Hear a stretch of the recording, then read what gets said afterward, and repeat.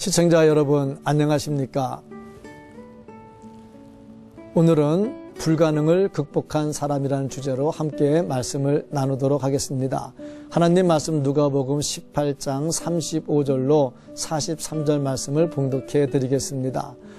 곧 보게 되어 하나님께 영광을 돌리며 예수를 따르니 백성이 다 이를 보고 하나님을 찬양하니라. 아멘.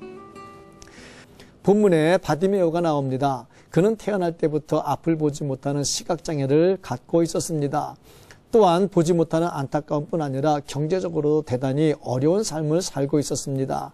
재물이라도 많으면 돈의 힘으로 어느 정도 불편을 극복할 수 있었겠지만 그에게는 재물도 없었습니다.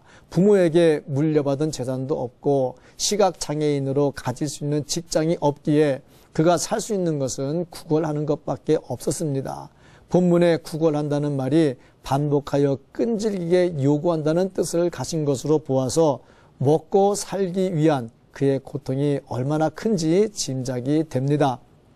요즘 같으면 시각장애인의 정도에 따라서 어느 정도 의술로 도움을 받기도 하겠지만 그 당시로서는 어떤 형태로도 도움을 받지 못했고 태어날 때부터 장애를 갖고 있었으므로 치료에 대한 가능성은 전혀 없었습니다.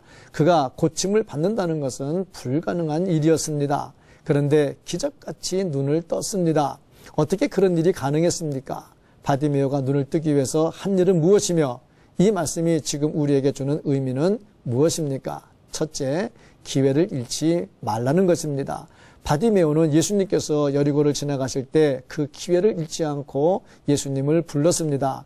이번에 안 되면 다시는 기회가 오지 않을 것이라 생각하여 전적으로 매달렸습니다. 기회를 놓치지 않는 사람이 불가능을 극복할 수가 있습니다. 둘째로 예수님에 대한 올바른 인식을 가지고 있어야 된다는 겁니다. 바디메오는 예수님이 어떤 분인지 분명히 알았습니다. 다윗의 자손 예수라고 고백한 것은 그의 신앙의 깊이를 보여줍니다.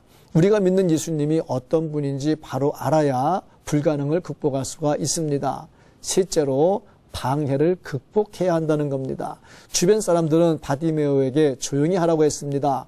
하지만 더 크게 소리쳤습니다. 방해 때문에 포기하면 기적을 체험할 수 없습니다.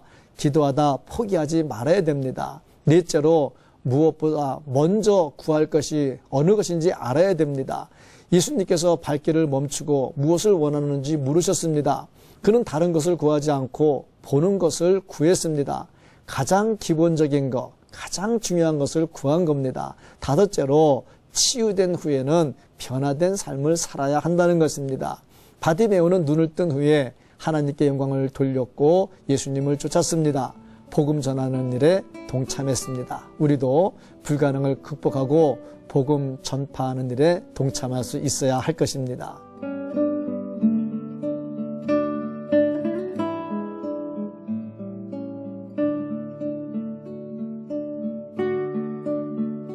기도하겠습니다. 하나님 아버지 감사합니다. 우리 주변에 불가능한 일이 많이 있지만 낙심하지 않고 예수님을 바로 알고 믿고 고백하는 가운데 극복하는 은혜가 있기를 원합니다. 이런 강력한 믿음을 우리에게 허락하여 주시옵소서. 예수님의 이름으로 간절히 기도하옵나이다. 아멘.